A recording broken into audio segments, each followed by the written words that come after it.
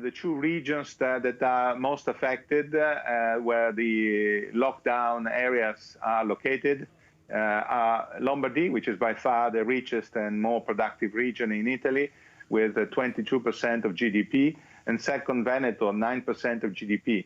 Keep in mind, however, that the areas that are involved in lockdown are relatively small.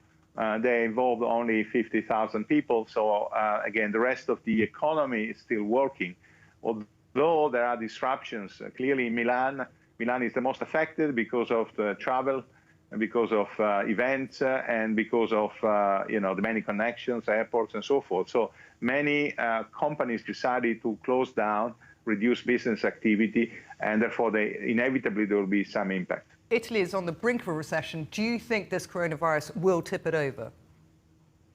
I think it's almost a certainty by now.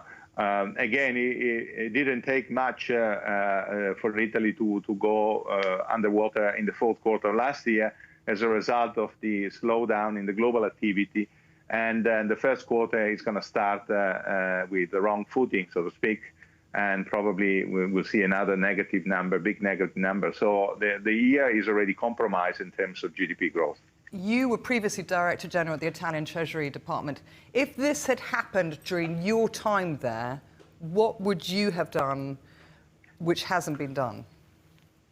Well, let me say that there are some silver lining, if you wish, because in 2011, Italy went through a severe shock, which was related to the sovereign debt crisis, the sharp reduction in liquidity in financial markets, and the kind of banking shock.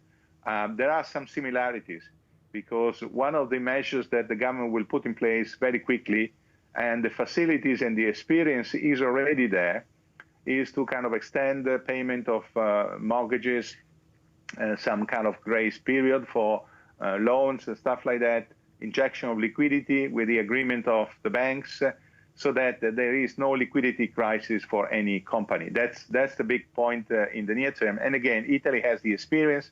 The banks have the IT facilities for doing it.